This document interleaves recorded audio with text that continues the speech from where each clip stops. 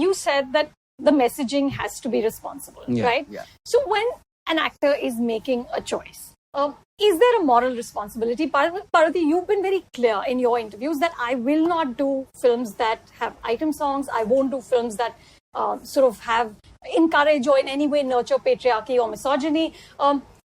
Is this, you've made that choice as an artist that I'm not going to do that.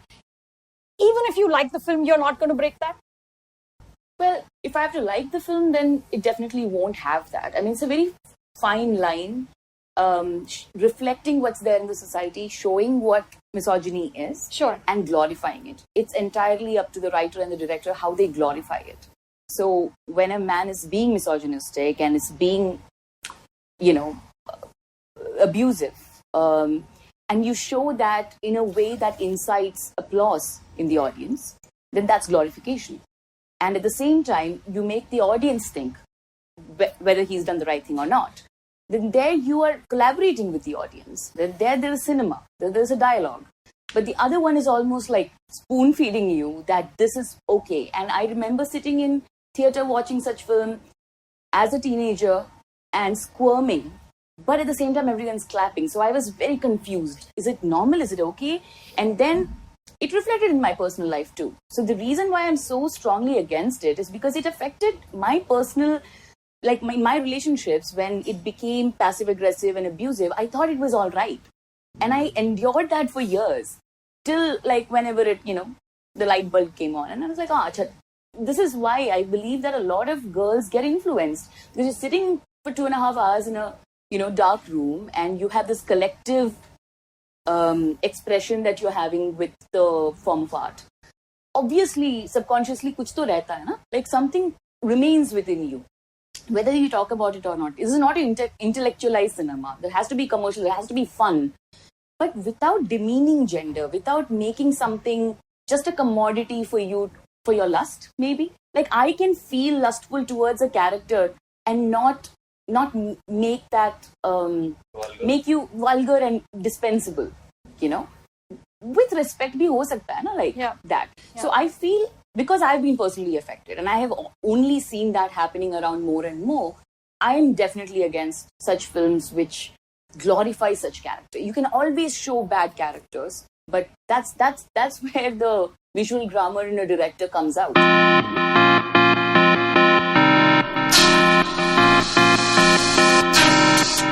Hello and welcome to the Super 70 Podcast, episode 34.7, Bollywood 2023.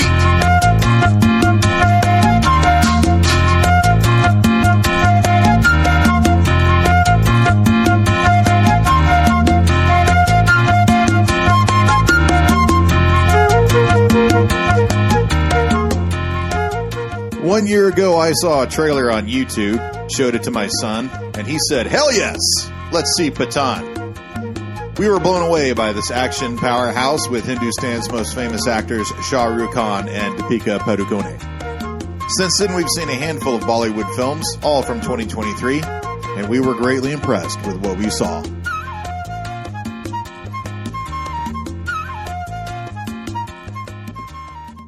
All right, the other night we saw Donkey. Yes. With our modern day hero, Shah Rukh Khan. Yeah, King Khan himself. Yeah. The most charismatic person I've ever seen on screen. It was pretty good. What did you think? Is he the Indian Tom Cruise, or is Tom Cruise the American Shah Rukh Khan? Yeah, definitely.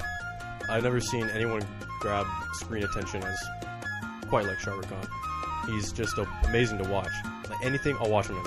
Like that's how much of presence that he has on screen. And Tom Cruise, I love him, but like life imitates art, I guess.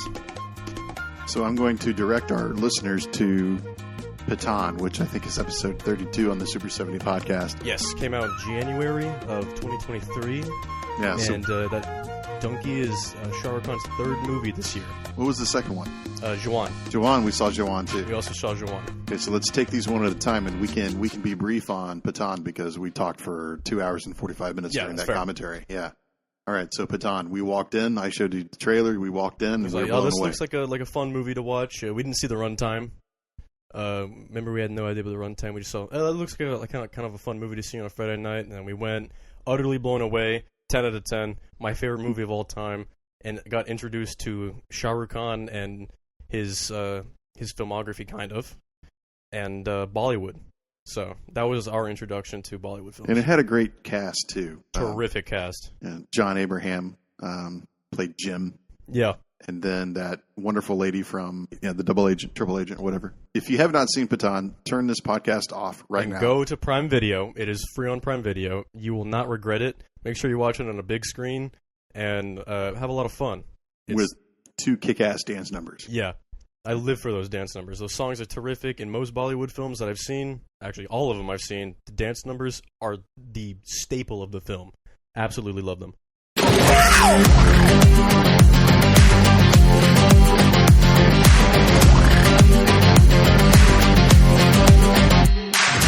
तुमने मोहब्बत करनी है, हमने मोहब्बत की है, इस दिल के अलावा किसी से भी ना हमने इजाजत ली है।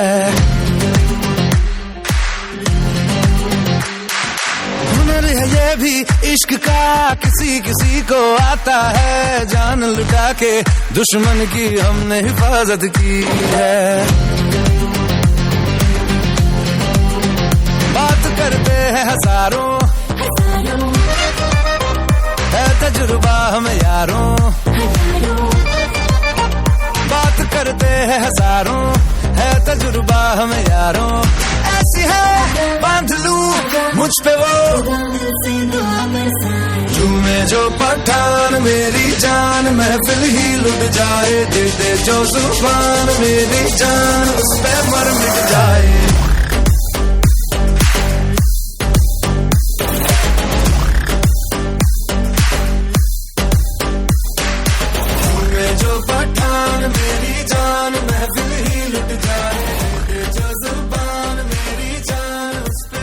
So after that, we hit Netflix and we saw RRR, which won Best Foreign Language Film last year. Did it? Yeah, at the Oscars. Wow, that's incredible. RRR was amazing. That movie was like the first time that we realized that RRR and a lot of Bollywood films have 4 acts instead of 3. It's like when we both like this movie feels really long, and like that felt like the 3rd act, but there's a 4th one. So that's when we kind of realized that Bollywood movies are narratively structured a little different than Hollywood films. And it's because they have so much story in them. And I don't feel like any of that is wasted. And that's why they're typically over 2.5 hours. So RR is like 3 hours. And I'm glad I sat through all of it. I loved it. It was terrific. The dance numbers were amazing. The cast was great. I loved the story. And yeah, that was a terrific movie. Definitely 100% 10 out of 10 recommend. It had a real physicality for it, for what is seemingly kind of a drama. It's not really an action film like Pathaan. No, it's completely, it's a drama with action scenes in it.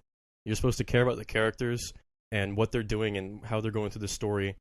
And that film has an amazing arc through all the characters in the film, I think. Everything comes full circle. And we were talking about this the other night when we saw Donkey, and I've seen it in so far almost every Bollywood film that I've seen. And I don't know if it's the studio or if that's just Bollywood films in general, but there seems to be a theme in them, which is definitely an anti-colonial theme.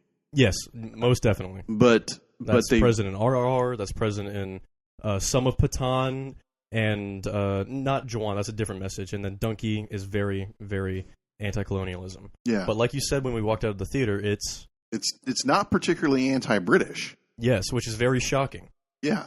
You always expect for colonialism and the British to be wrapped up in the same message, but they do separate that. You know, they don't shit on Britain or England or any of that. They shit on colonialism and bureaucracy. Right. Which is incredibly, can be the same, but if you're writing like a story like Donkey, then it is important to separate them. You know, because not one person is responsible for all of bureaucracy. There's a great book called Commanding Heights: The Battle for the World Economy, and it talks about the nickname in India for bureaucracy is the Permit Raj, right? Yeah, like the Prince of Permits. Yeah. And you can't do anything in India back in the 50s, 60s, 70s, 80s without a permit. You needed a permit to buy a computer. So it's just easier. That's insane. Just not to buy. Just don't buy a computer. I mean, this is in the throes of the 1980s when everybody was buying personal computers and trying to figure out how they work. Computerizing the nations. Right, and it specifically did not happen in India because of the permit raj. So it took a lot of actually Manmohan Singh, who later became prime minister. He was the sort of the pushing force into getting rid of a lot of that permit raj type of attitude, where you got to dump this if you want to grow economically. And his politics, of course, is separate. We don't get into politics here on the Super 70 podcast unless it's directly related to the film, and we'll talk about the donkey a little bit later. After RRR. After RRR. Is Jawan. This is Jawan. That was the second Shah Rukh Khan film that we saw in theaters. And No, we can't move to Jawan yet because why? What do we? Because we have to talk about the bromance montage. The bromance montage almost made. I think it made the film. That song, we were like sitting in our chairs, like, this is so ungodly amazing. अजगर और बाज की सागर झंझार की जल की अंगार से साहिल मझधार की बागी जल्लाद की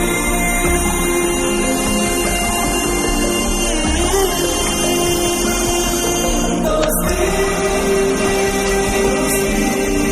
किस ओर चली ये आंधी आएगी कैसी क्रांति संग्राम या संगम की लहरें लाएगी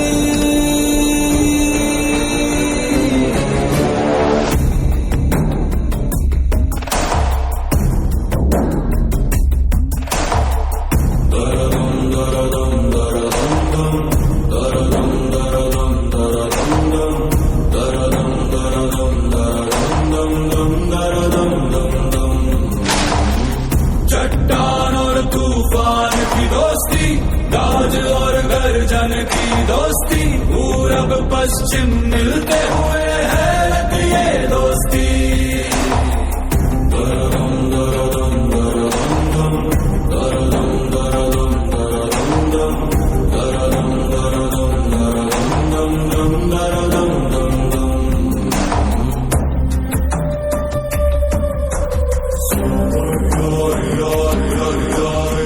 मेरे अब्बा जान नमस्ते। मेरी अम्मी जान भाई। माँ जी नमस्ते।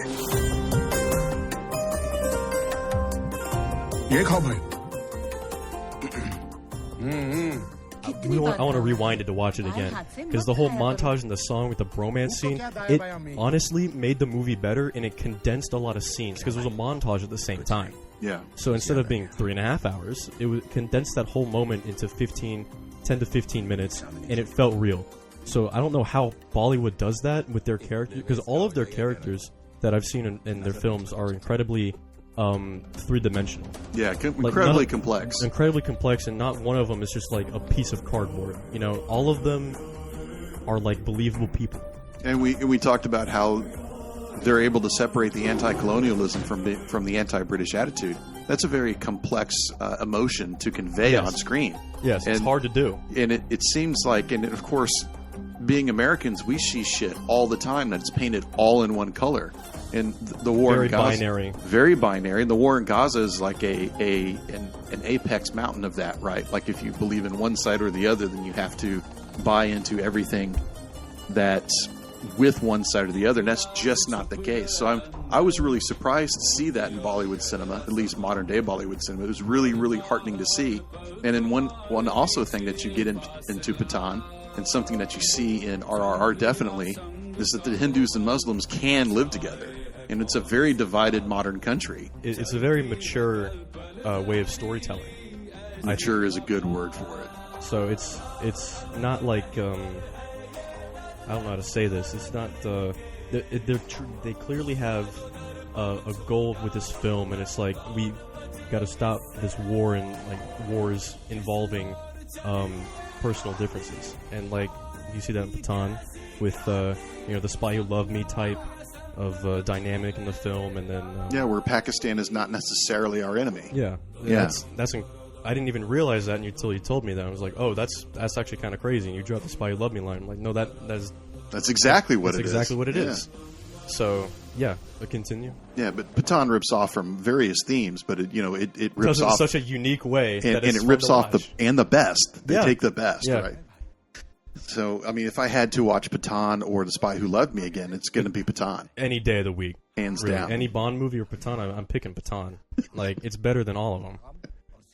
Especially the last one. Oh, yeah. I did not like that film. So that's another podcast, ranking the 26 Bond movies. Oh, we should do that. We should do that. That'll be like 3 hours of arguing. I'm so down. That's a great idea. Anyway. The James Bond draft. Yeah. Okay. Okay. Next is Juan. Well, no, I want to. What do you want to talk about? I want to stay on RR for now because they had this amazing second dance sequence. Oh yeah, that won an award, right? Yeah, the song did. Yeah. But that was the one where. Oh, by the way, going back to the first dance number, which was the bromance montage, which was edited into the first dance number. Was it the first dance number? Yeah. Okay. I mean, that's just the breakfast table montage in Citizen Kane. That condenses weeks and weeks of these guys getting to know each other very well into a few minutes of a song, and that's the same as Charles Foster Kane's marriage dissolving over a 25-year period, which takes place in 3.5 minutes. Yeah, that's just montages. I mean, that's every single montage is meant to. But how many do you see in song? And then how many? Well, yeah, none in song. Well, then montages go with songs, but not with dance numbers. Yeah, that's right? true. That's the unique Bollywood experience. Yeah. And how many do you see in montages in movies that accelerate time? I mean, there's 2 in Real Genius that I can think of that are. Well, all of them accelerate time, but it's on one topic. It's not like multiple things. It's not friendship and time and showing the plot progressing. That's like 3 things in RRR. You see the main character is searching for his what is going to be his friend that's later revealed. And then 2, it's their friendship, and 3, it's time moving forward. That's 3 things in one montage with a song and a dance. That's crazy. So, yeah, but how many do you remember? How many montages do you really remember? Rocky. Right. You always remember Rocky. The exercise montage. Yeah, there's one in every Rocky. Yeah. But I can't think of a single one that has it's dynamic. It involves multiple things in one montage. I can't remember anything outside of Bollywood that does that. The shot of the 2 guys on the scooters. That was amazing. Yeah. I completely forgot what I was going to bring up, but it was Ram Charan and N.T. Ramarao Jr. were the 2 guys. Mm-hmm. They were just freaking brilliant. And of course, Ray Stevenson. I think this was his last film. No, well, actually, film. Yes, he was in Ahsoka. Oh, he was. Yeah. Okay, excellent. Yeah. Ray Stevenson was great. He was in Rome like 20 years ago. Great. 1 season of Dexter. 1 season of Dexter. Yeah. He's a very talented actor. He is. Yeah, highlight of the season. And British. And that's another thing that we notice about these Bollywood films is Brits have no problem flying to New Delhi or Bombay to. No. I'm sorry, not Bombay, Mumbai. Mumbai. Yeah. Yeah, to be in these films. Yeah, and it's not always negative towards the British. They make a distinction in RRR. They make a distinction between there are bad Brits that are colonial and oppressive, and there are good Brits too, like the woman character.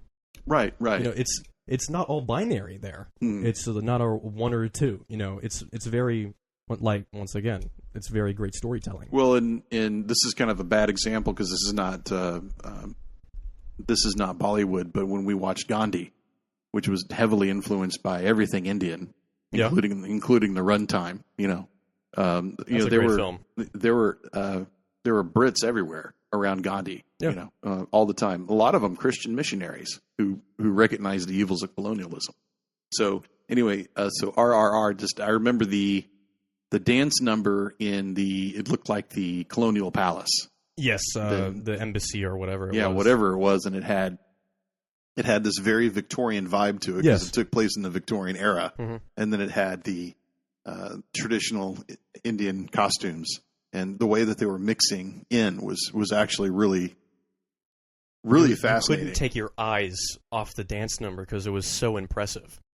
పొలం గట్టు దుమ్ములోన పోట్ల గిత్త దూకినట్టు పొలేరమ్మ జాతరలో పోతరాజు ఊగినట్టు కిర్రు సెప్పులేసుకొని కర్ర సాము చేసినట్టు set నీడలోన కుర్ర గుంపు కూడినట్టు ఎర్ర జొన్న రొట్టెలోన మిరప తొక్కు కలిపినట్టు నా పాట చూడు నా పాట చూడు నా పాట చూడు నాటు నాటు నాటు నాటు నాటు నాటు వీర నాటు నాటు నాటు నాటు నాటు నాటు నాటు ఊర నాటు నాటు నాటు నాటు పచ్చి మిరపలాగా పిచ్చ నాటు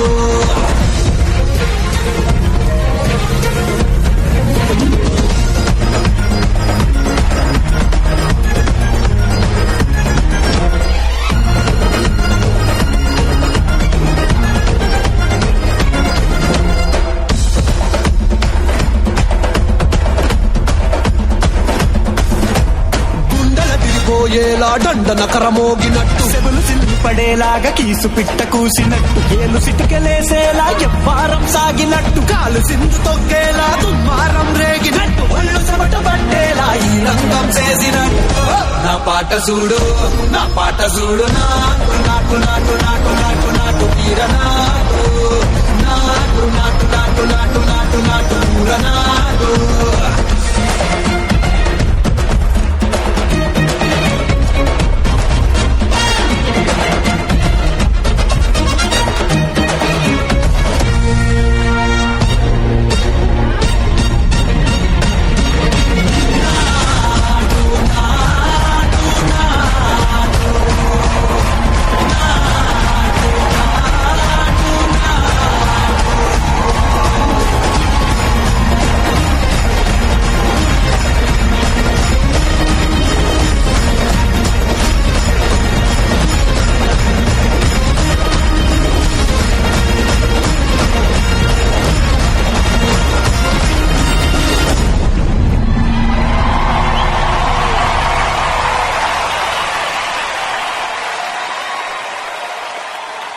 Like, that's, you know, I finally remember what I was going to talk about. You know, before you watch a Bollywood film, you told me that there was going to be a dance number in Pathaan. I was like, I don't know, man. Like, I don't want to... Dance numbers, really? Because, like, I had seen Singing in the Rain, and, you know, there's, like, the dream sequence dance numbers that suck, and, like, some of them are, like, just uninspiring. And I sit in the film watching Pathaan, and I'm like, oh my god... Is it coming up? I'm dreading the moment, and then like you hear the beat drop, and like you see Shah Rukh Khan come out the balcony, and it was like, oh, okay, this might be actually kind of heat. And then it goes on for 3 minutes, and you're completely involved. And like by the first dance number in the movie, I'm like, I want another one, to be honest. That was pretty good. And then the last one hits. That's when I was like, I'm going to Bollywood films for the dance numbers. I don't know if this is the point of the dance numbers, but certainly how I felt about it is when you've got your ass in a chair for 90 minutes. Then a dance number hits, it rejuvenates you. It does. It gets you ready for the second half of the film. I don't know if that's intentional, but that is certainly the result. Well, it was like when we were in Donkey a couple of days ago, and we waited for 90 minutes, and then the dance number hit. It was great. And that's what we were waiting for 90 minutes. And it puts life into the film. Yeah, and again, we were kind of in an environment. Of course, we were also the only two white guys in the theater, yes. And everyone else brought pillows and blankets. Yeah, getting ready, and they were just kind of lying down, and they were viewing the movie so passively because they've already seen 50, 60 films like this. Yeah, they weren't like us, so they just kind of knew. Yeah, so to us, this was like our fourth. Yeah, this was the fourth one that had like, oh, I can't wait for the dance number, and. I don't know, but like it's just like a part that I always look forward to seeing. So, and the ending dance number in Donkey was good too. We'll get to Donkey in a minute. So, anything else on the ending one? Yeah. Donkey didn't have one to end with. It had a song. And they had clips of dancing, but it wasn't like a full-fledged dance number. So anything else to add to RRR before we RRR? Go see it. Just because it's Bollywood, don't give it a glance over. It's like, nah, it's not for me. It's a lot of fun. The storytelling will quite shock you sometimes. We've had the pleasure of seeing performances of this year's best original songs. Once again, here are the nominees. Applause from Tell It Like a Woman, music and lyric by Diane Warren. Hold My Hand from Top Gun Maverick, music and lyric by Lift Me Up from Black Panther, Wakanda Forever. Music by Thames, Rihanna, Ryan Coogler, and Ludwig Göransson. Lyric by Thames and Ryan Coogler.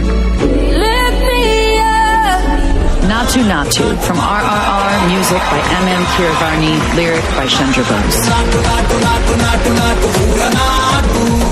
This is a Life from Everything Everywhere All at Once. Music by Ryan Lott, David Byrne, and Mitski. Lyric by Ryan Lott and David Byrne.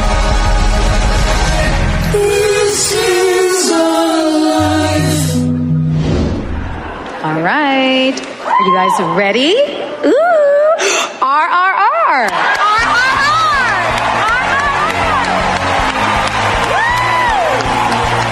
Chandra Bose originally earned a degree for electrical and electronics engineering before becoming a lyricist. Composer M.M. Keeravani lists John Williams as one of his musical influences.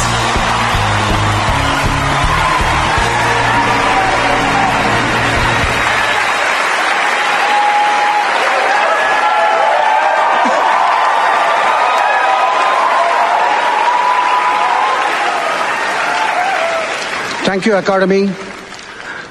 I grew up listening to the Carpenters, and now here I am with the Oscars. There was only one wish on my mind. So was Rajamouli's and my family's. RRR has to win. Pride of every Indian, and must put me on the top of the world. Thank you, Kartikeya and Variance Films for making this possible. Love you all. Thank you. Namaste.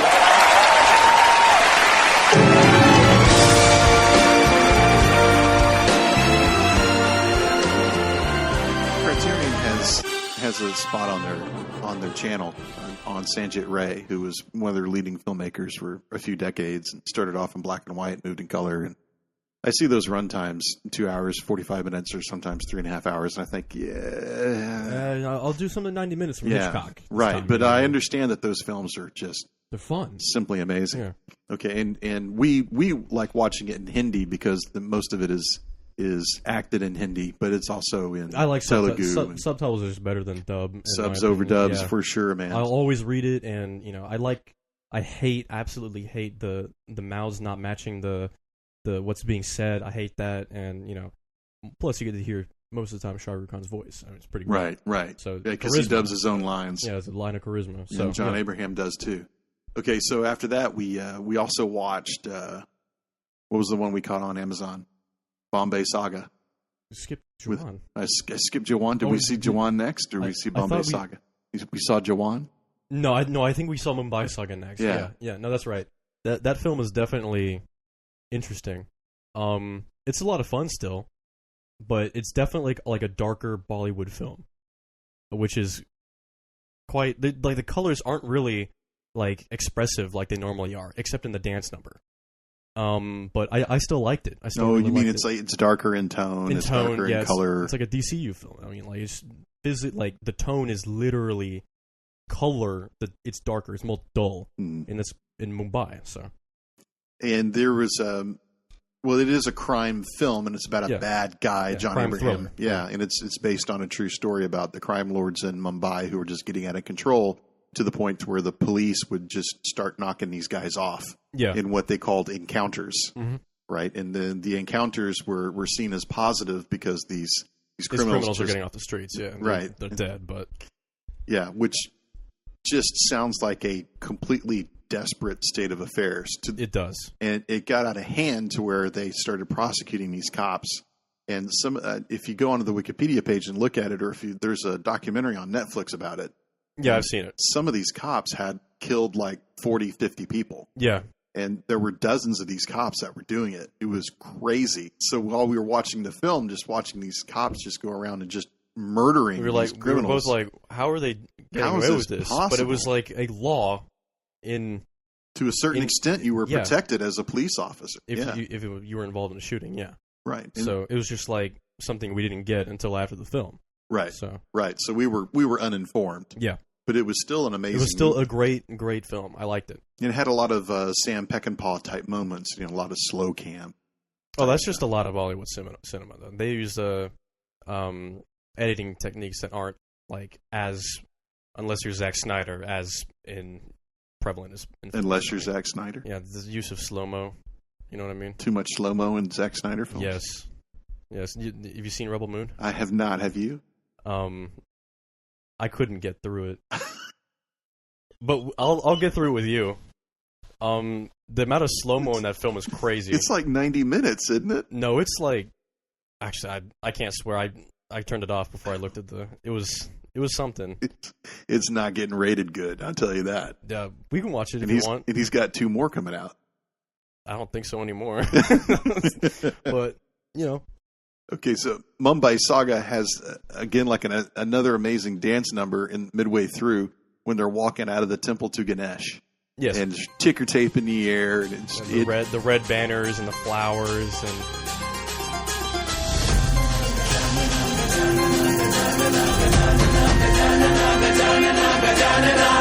तेरा आया रे देख गणराया जिसका एक साया रे तू ही गणेशा हाथ जोड़ आया रे दिल है भर लाया उसमें जो समाया रे तू ही गणेशा गणपति बप्पा मंगल मूर्ति तेरा आया रे देख गणराया जिसका एक साया रे तू ही गणेशा हाथ जोड़ आया रे दिल है भर लाया उसमें जो समाया रे तू ही गणेशा जो करे तेरी भक्ति वो जान तेरी शक्ति हर सोच से तू मुक्ति दिला दे रे अरे डंका बजा दे रे तू जोरे आया रे मोरे बप्पा है मोरे जो भी चुप है वो धड़कन तू घंटा जरा आया रे मोरे बप्पा है मोरे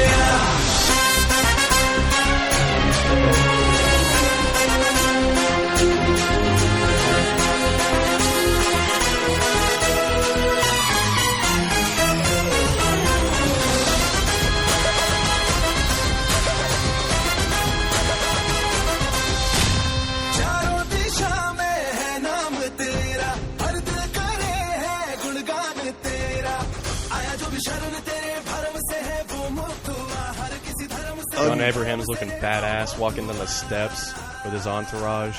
No, it was great. It looked, it was a great break from the very like depressing atmosphere that was in the first half of the film. That wasn't as present in the second half. It was almost like a little buffer between you, like get to the ending of the film. Yeah. So, like the first part was pretty dark. So. Yeah. And that film also, and you see this in a lot of the films that you and I have seen, where these films do not flinch when it concerns Indian poverty. No, they don't. They show it, and respect.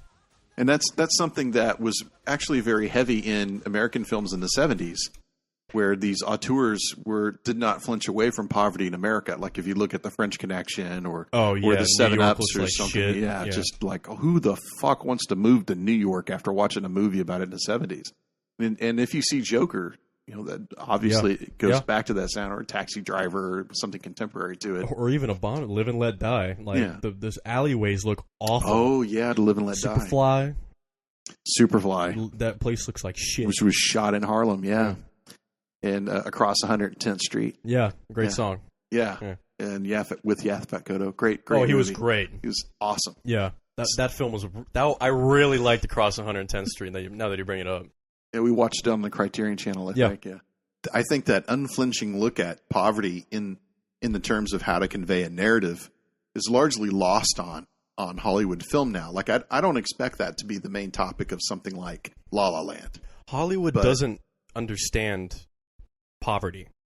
And it's crazy that you bring up the thing about Hollywood and La La Land, is that it's an integral part of the film, is that both the main characters, they're poor and they're trying to make it in LA.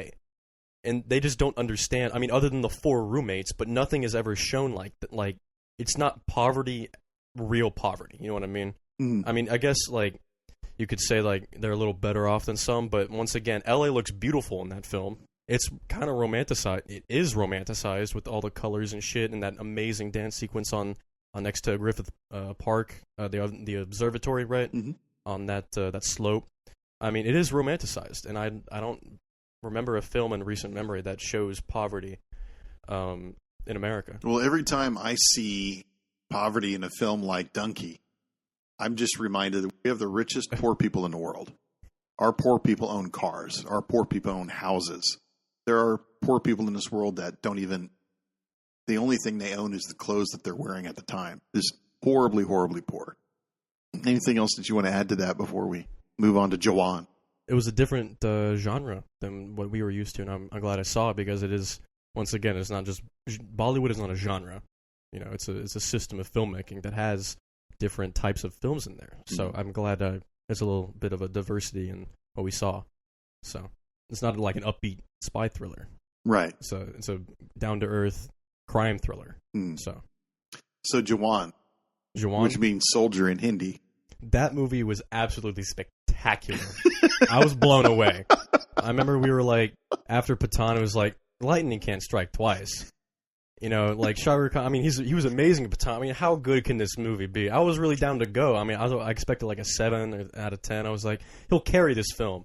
And I walked in 3 hours later. I'm like, that was a fucking amazing. I wanted to see it again, but it was out of theaters. It was amazing. Another film with politics in it. Yeah. With a great message and a ludicrous plot. But once again, I'm there for it. I'm there for it. So tell us the plot for our listeners of Jawan. So, I mean, you can see it coming from like almost a mile away, but it doesn't stop your enjoyment. So the main character, I forgot his name, but Shah Rukh Khan, it starts with, almost bookended, kind of. It starts with like this village getting invaded by like some crime boss or whatever. And then it's Shah Rukh Khan like defeating the bad guys in the village. And then it's like cuts 30 years later. And it's like you see Shah Rukh Khan again, and he kind of looks a little old, but like time and age are played with very differently in this film. The story uses age and time to its advantage. It's about bureaucracy again. It's more about corruption and bureaucracy and prisons and stopping that. So I think, unless I'm explaining this horrible, please you take the reins. The one-line descriptor in IMDb says, a high-octane action thriller which outlines the emotional journey of a man who is set to rectify the wrongs in society. Yeah. You could go with that. Yeah, that was the best descriptor. So Shah Rukh cut me out. Shah Rukh Khan has two roles in this film. Yeah. So himself and his dad. Right. So the first character that he plays is Vikram Rathore, and Vikram is a warden in a women's prison. Second character he plays in the beginning. It's a flashback. Right, but that's bookended. Yes, but right. I mean, so you right. see him in the beginning, and then he comes in the last hour. Act, yeah. So he's the warden of a women's prison, and then he finds spoilers. Oh, by the way, like something's up whenever you see him in the warden get out. And it's like he does not look like he's aged 30 years in this film. Like in Donkey, like when he's supposed to look older, they gray his hair a little bit, and he's got some highlights. And his beard's gray. In this film, he looks like he's 30. And he always looks like he's 30. And he's 58, which is honestly crazy. I don't know how he's doing these action films when he's in his late 50s, but that's besides the point. So when you see him, like, all, like, young and shit, you're like, okay, something is a little up. You know what I mean? So that's, like, the first indication of maybe there's a little bit more to this plot. Yeah, I read an article on my Apple News feed a couple of weeks ago about this new wonder drug that all the billionaires are pumping their money into to stop aging, and I just thought Shah Rukh Khan must have his hands on that shit. I mean, I guess. I mean, he looks better than anyone. I can't think. I mean, Jared Leto hasn't really aged, but once again, I mean, he hasn't aged in like 30 years. But Dead Reckoning was the first film I thought I saw Tom Cruise age in. And then Equalizer 3 was the first film where I thought, oh, Denzel's starting to get up there. No, yeah, and they looked the same for 30, 40 years, yeah. Samuel L. Jackson still looks amazing. Yeah. And he's like in his mid to late 70s. Yeah. Well, Samuel L. Jackson is very aware of his image, and I think that he knows particularly how to sculpt his head. Mm-hmm. And sculpt is probably the wrong word, but how to portray his head on screen.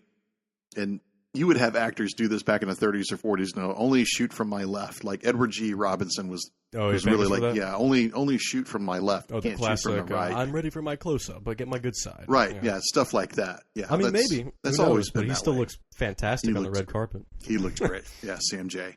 Awesome. Okay, so the second character is the main character's father. Yes. Both by the same guy who has a little bit of memory loss. So there's another subplot there. And, I don't know what else to say. It's just 9 out of 10. They are both fighting poverty. Yeah. Corruption, bureaucracy, the bad shit. And so then in this aspect, we saw the power of the vote. Yeah. So we saw this particularly as being very self-reflexive.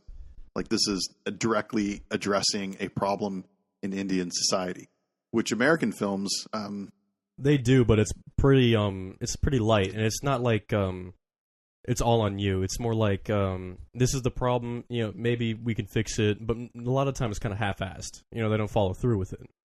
So.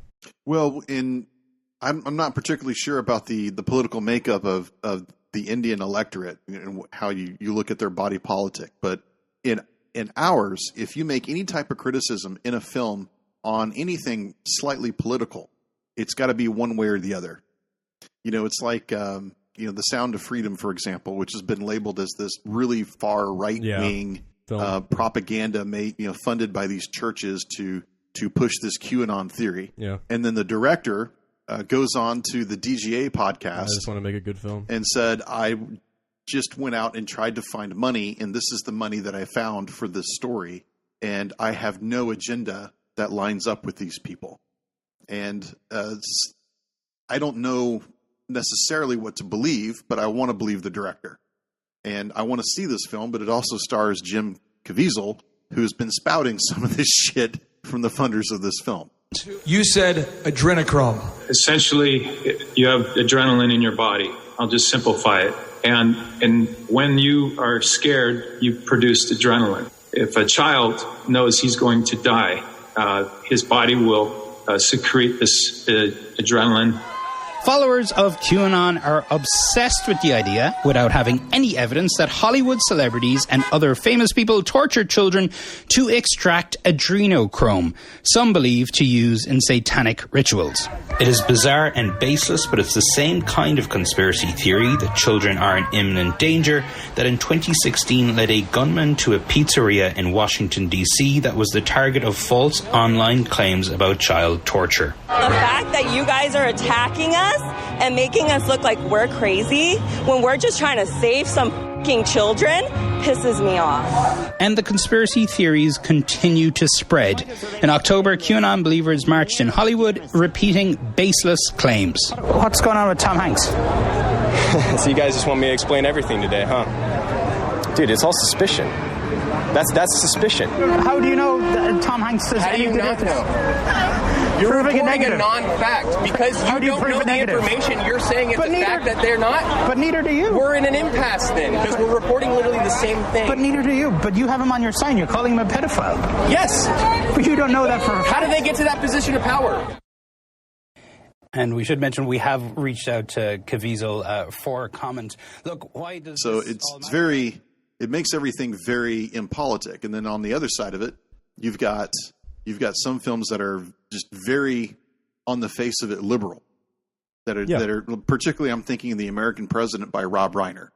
When Rob Reiner made that film, he was like, I'm putting this out so I can take out as many Republicans as possible. That was his goal, is to show them up. And he hired Richard Dreyfuss to play basically Bob Dole incarnate on film and just show how evil Bob Dole was. And if you couldn't catch that in the film, you had your eyes closed. So that was an agenda on the face. I didn't see an on the face political agenda in Jawan. Until that moment. And really, I didn't because we're not necessarily involved in the party politics of India. We can't see it. it just looks like an anti-poverty movie. It just looks like something that's trying to gather the populace and try to get them to vote. I don't know. I think it gets very obvious when you see Shah Rukh Khan do the national broadcast to India. Oh, like, yeah. He stares into the camera and is like, "We are the only ones that can fix this. You must vote." So that was overt. Well, that's also very, very generic. Now, there could be something deeper into it that we're not picking up. Like, I remember being corruption.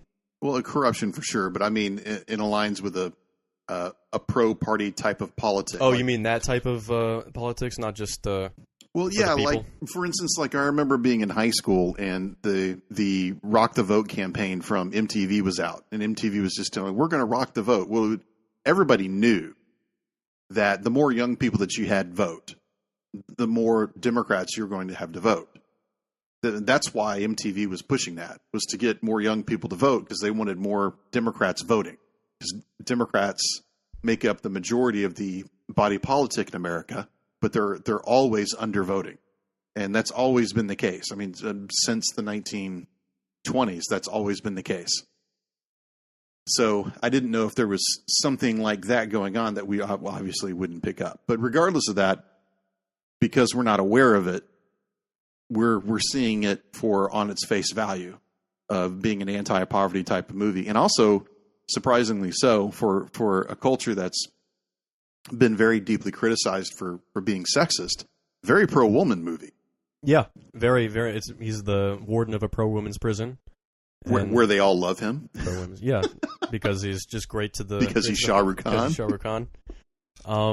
Yeah, and it's also in Pathaan too. I mean, the second lead is a woman, and she helps take down the bad guy, Donkey. Yeah. So, what did you think?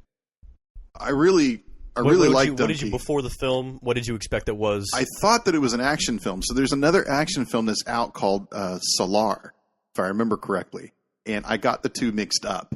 But Shah Rukh Khan was in Donkey, so I knew that's the one that we wanted to go see.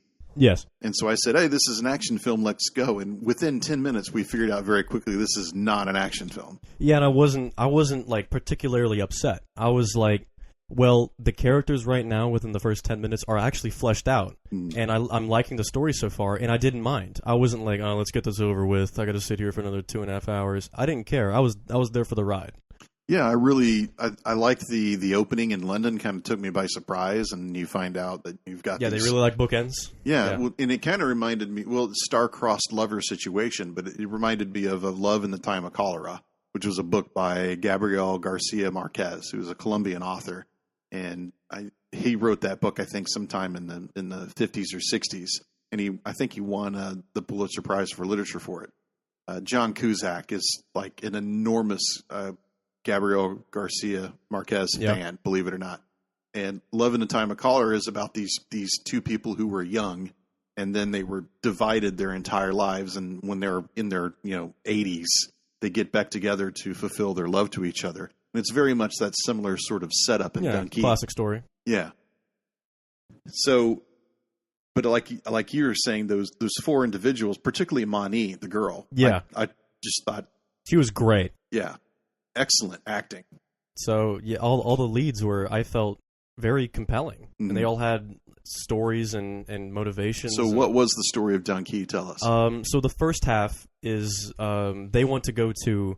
Well, one of the characters has someone in England. Suki has a friend in England. Yeah, and they want to go to England to see if she's all right because apparently she's getting abused. Yeah. So they apply for a visa, and they don't get it, but they go through this roundabout way of trying to get to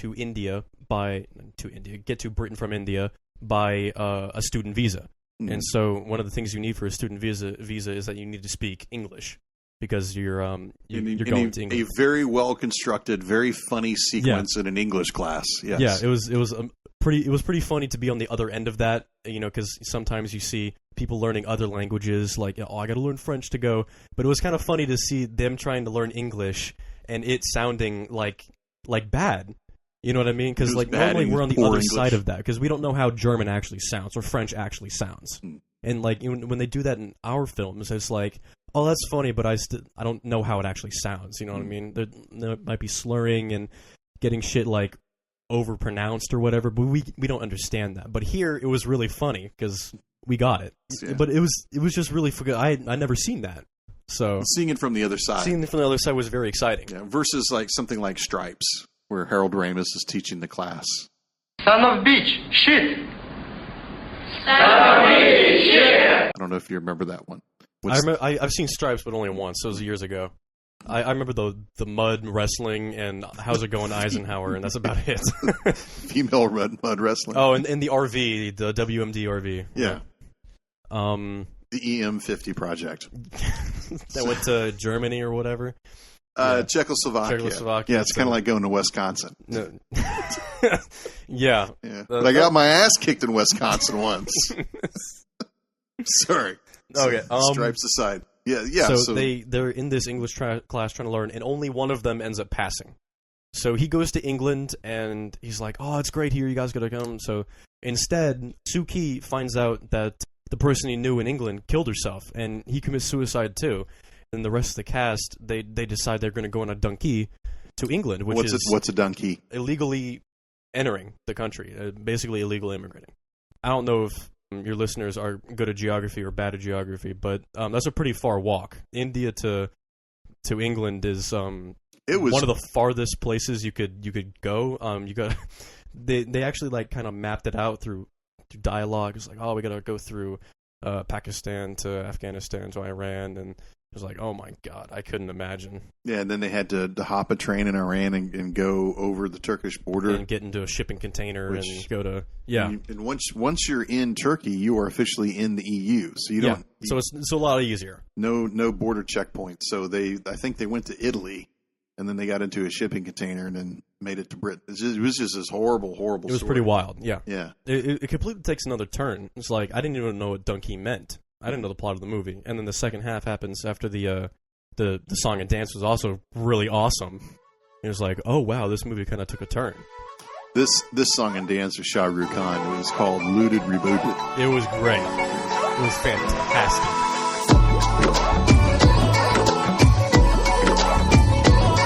मैं लुटिया पुटिया जाऊंगा तेरे इश्क में गोते खाऊंगा ओ मन्नू मैं तो गया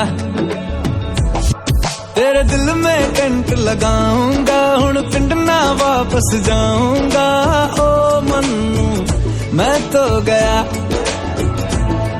मंदा जीता था खुल के तेरी गली में आया भूल के जी चंगा भला सी मैं लुट पुट गया ओ मैं तो लुट पुट गया लुट पुट गया मैं तो गया मैं तो लुट पुट गया लुट पुट गया उनकी करा मैं तो लुट पुट गया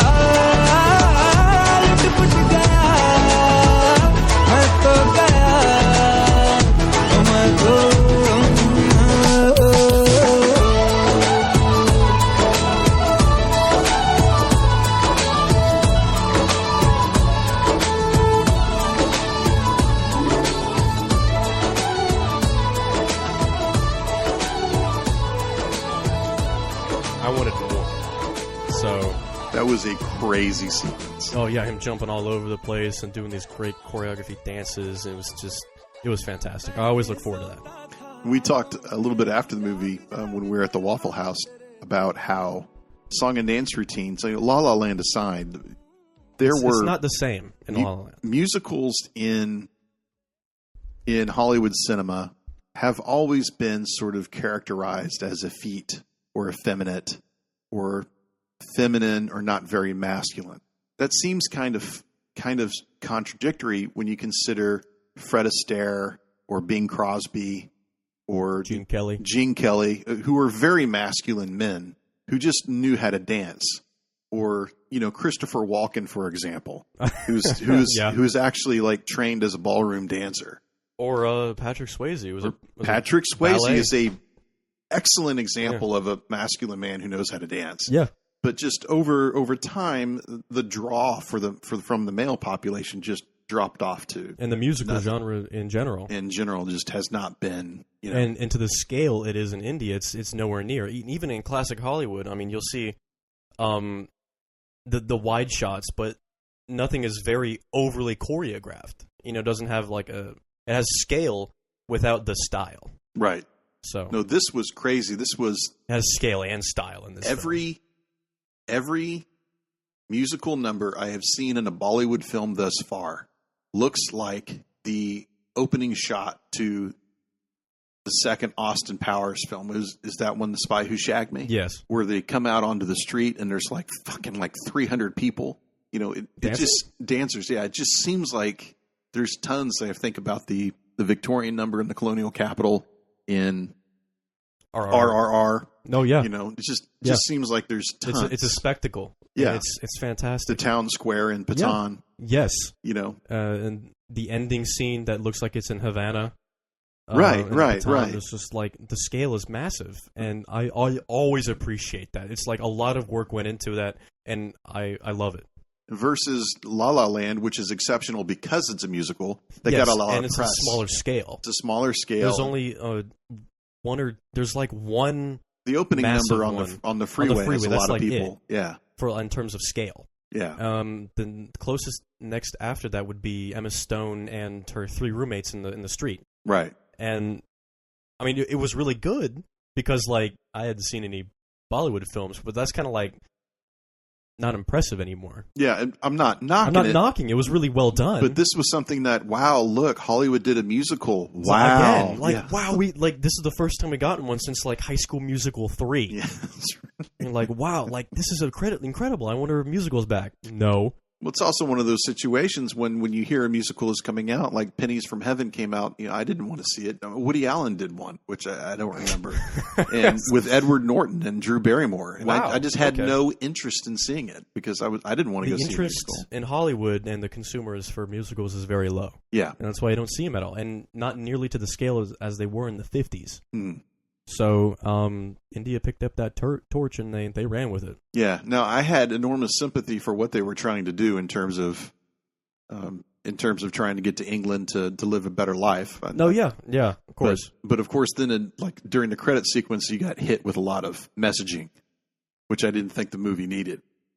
Well, ultimately, film is an art form and a place to get messages across, and I didn't mind it because I'm not going to knock a film for its purpose, but you can certainly criticize it for its delivery. So would you like to talk about the delivery of their political messages? Well, I don't want to put myself in a situation where I have to mansplain or a political problem, or because I think that the immigration problem is a huge political problem for a lot of people in this country. Yes. But just in this country, I meant India specifically, right? But the entire immigration issue is because of an imbalance between the first world and the third world. Yes. And the messaging that we saw at the end of the film heavily implied, if it did not state it outright, that the world would be better if we didn't have any borders. That's what I loosened the visa process. Right, because they loosening say, the visa process, yes. Borders only bar the poor. Right. And that's true. I think that's very true, yes. And the passport system being only 140 years old is it's new. It was kind of implying that there were no controls on immigration before that, and that is also not true. That's not true. Yeah, immigration and borders have always been a thing, but it's nations as themselves with set in stone borders have only been prevalent in the last 250 years. Mm-hmm. Before then, you had a loose border. Really, it's over there, kinda. That river, yeah, that's the border, but now it's more prevalent because of technology. Yes. So it's in your face more. Yeah. It's not that immigration and refugees have never existed. And this almost landed at the wrong time because, of course, there's a bill in Congress right now to reform our immigration on the southern border. And in terms of hitting at the wrong time, I don't mean for our Indian population in America. I just mean, no white people are going to see this film really other than you and me, which is a tragedy. No, it's a great film. I think that more Anglo-Americans should go see this film and get more of a window on what's going on. But that's just the plain fact of the situation. Every time we've gone to a Bollywood film, we're the only ones there. Yes. So I'm trying to not walk a fine line, but I really don't think that loosen the visa process for sure. That makes complete sense. However, if we had no borders, it wouldn't make. I don't think the world would be a better place. Yeah, it's you need controls of some sort. Yeah, right? Yeah, and that's what it lacked in the delivery. And right. In long term, we need to fix this imbalance between the first and the third world. Yeah. Yes. And those are, you could say those are really complicated ideas to go through. Yeah. But if anyone can hold those ideas in a narrative film, it's going to be a Bollywood film. That's true. And they use the story in the plot to convey their ideas, which is done, I think, fairly well, except for the delivery. But it is woven into the story fairly well until that point. And again, for a film that was criticizing an immigration situation, it was not really attacking the British. It wasn't. It was still anti-colonial, like you said. It was like the British ruled this place forever, and how dare they ask us to speak English and all that, which is a wild idea. No, I love the whole speech of the British came to our country. Yeah, it was a great speech. They didn't learn how to speak our language. It was a good speech. I thought it was brilliant. Yeah. I still like the film. I really saw the song and dance number in Donkey when Shah Rukh Khan they're at the top of the English school doing this, and everyone's got like an Australian flag on their shirt or a Canadian flag on their shirt or New Zealand or whatever. I thought that was one of the most inclusive things I'd ever seen on film recently. It's just how they were, this is our dream, is to go to an English speaking country. Right. And I rather liked that sort of recognition that is the goal for a large part of the world. And I think it's wrong of us to deny that to so many people because they're not in danger in their own. Well, based on xenophobia country. And fear, as opposed to, rational thought process. Yeah. Yeah. So the next one is going to be Solar. And if we see American Fiction, maybe for Tightwad Tuesday, I'd love to see that. Then maybe we can catch Solar next weekend. I'm totally down. I interrupt this program to tell you, dear listeners, that we saw Solar the following weekend, and it was not what we expected it to be, and we did not enjoy it that much. There is a part 2 on the way, and we think that we're going to skip it. All right. Any more Bollywood films, I'm totally down. Any final words on Donkey? Still a great film. No film is perfect. Most of the Bollywood films I've seen, I've gotten pretty close. Any final words on Shah Rukh Khan? My favorite actor. Greatest one I've ever seen on film. He's amazing. I told you Pure that. Star power. A living cinema god. I would agree. Anyone who has the nickname King Kahn, come on. All right, King Kong and Bollywood film. Thanks very much for talking about Bollywood today.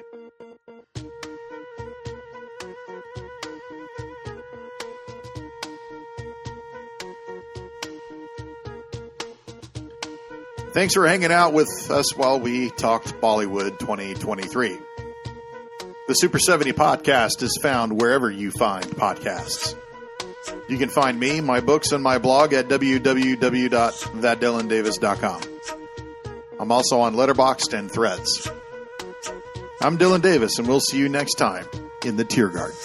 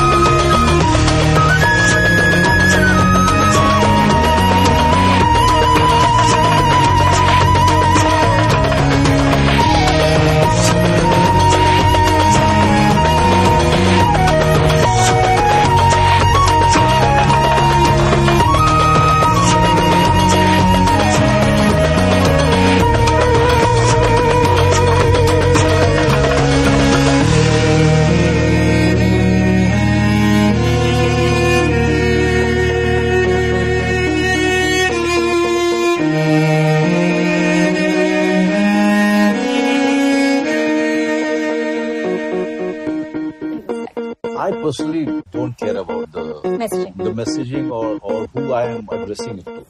I do it for myself.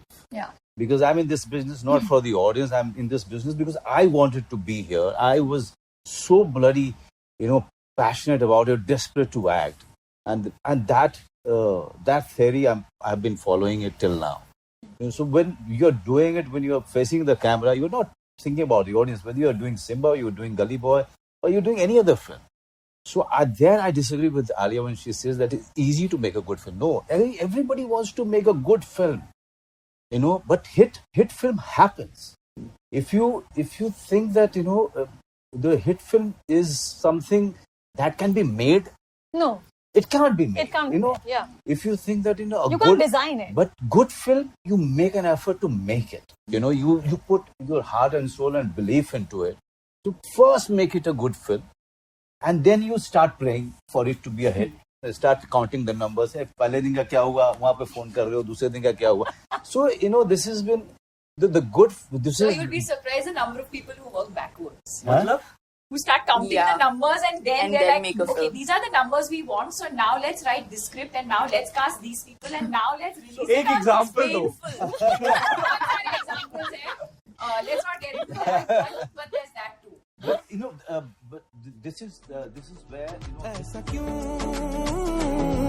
है दिल तलवा emotion पुछदा है मैनू question की चंगा भला सी क्यों लुट पुट गया मैं तो लुट पुट गया मैं तो गया मैं तो लुट पुट गया लुट पुट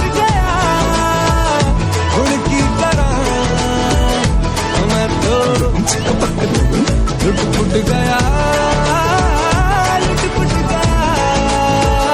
मैं तो गया मैं तो तू ही मेरा दिल नाल तू ही मेरी जान सोने वे तेरे नाल हुन मेरी पहचान तेरा बन गया सब तू है तू ही मेरी दुआ ते रब तू है मैं तो मन तारे विच मंगा तेरी उड़ाइया ये दिल पर घबराए भूल मुझको तू कहीं ना मिले तुम तुर जाए ओ मन्नू ओ मन्नू ओ मन्नू भूल मुझको तू कहीं ना मिले तुम तुर जाए